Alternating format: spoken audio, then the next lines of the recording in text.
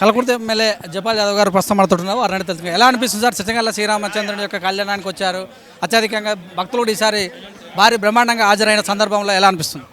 శ్రీరామనవమి సందర్భంగా సిరిసగర్ల దేవాలయంలో పెద్ద ఎత్తున ఈరోజు భక్తులు రావడం జరిగింది.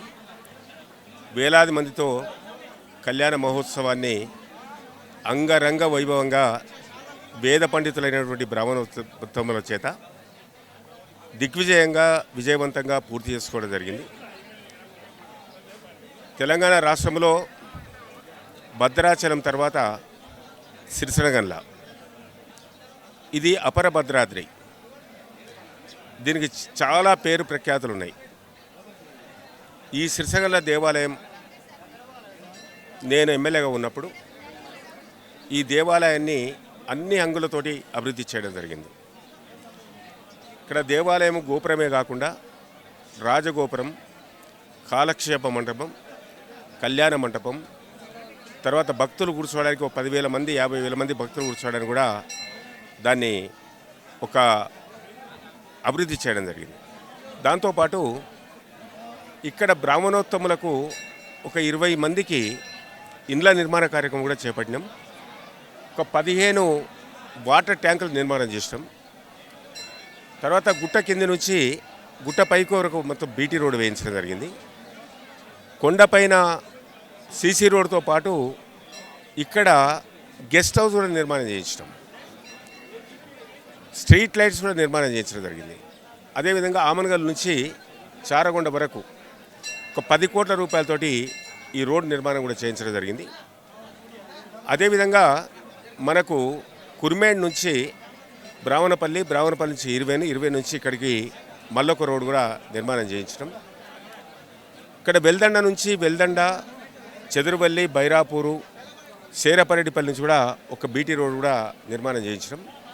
భక్తులందరూ కూడా అందరికీ సకల సౌకర్యాలు కలుగజేయడానికి మౌలిక సదుపాయాలు, కనీస అవసరాలు తీర్చడానికి కూడా భక్తులందరూ కూడా ఇక్కడ అన్నీ కూడా సమకూర్చడం జరిగింది. అప్పుడు నా హయాంలో సుమారు ఒక 10 కోట్ల రూపాయలతోటి ఈ అభివృద్ధి కార్యక్రమాలు చేపట్టినాం. ఒక కోనేరు మిగిలిపోయింది. దాని తర్వాత నీకు డీలిమిటేషన్ తర్వాత ఈ సిరిసగల్ల గ్రామ పంచాయతీ అచ్చంపేటకి వెళ్ళిపోయింది. ఒక కోనేరు నిర్మాణం ఆగిపోయింది. దాన్ని కూడా ఇప్పుడున్నటువంటి ప్రజాప్రతినిధులు ఆలోచించి కోనేరు నిర్మాణం కూడా చేయాలని చెప్పి కూడా ఈ సందర్భంగా తెలియజేస్తా ఉన్నాను. ఈ దేవాలయానికి 1800 ఎకరాల భూమి ఉంది. ఈ 1800 ఎకరాల భూమి కూడా ఇక్కడ ఉన్నటువంటి గిరిజన రైతులు కానీ, తర్వాత ఇక్కడ ఉన్న పేద ప్రజలు కానీ ఇలా సాగు చేసుకొని జీవించడం జరుగుతుంది. వారికి కూడా జీవనోపాధి కల్పించడం జరిగిందనే విషయాన్ని తెలియజేసుకుంటూ, ఏదేమైనప్పటికీ కూడా దినదినం అభివృద్ధి చెందుతుంది.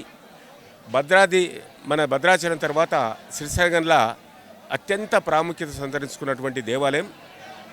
తెలంగాణ ప్రభుత్వం ఈ దేవాలయాన్ని ఇంకా అభివృద్ధిలోకి తీసుకురావాల్సిన బాధ్యత ఉంది. గౌరవ ముఖ్యమంత్రి గారు దేవాలయాలకు ప్రాధాన్యత ఇస్తున్నాడు.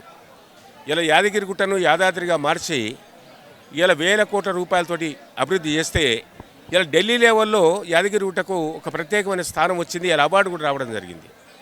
భద్రాచలం కూడా ఆ విధంగా అభివృద్ధి చెందడం జరుగుతుంది.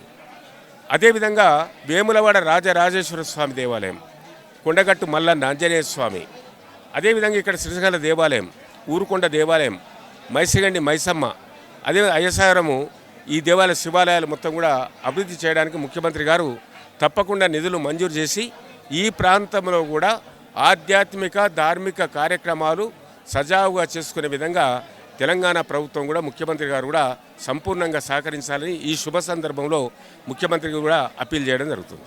Thank you very much.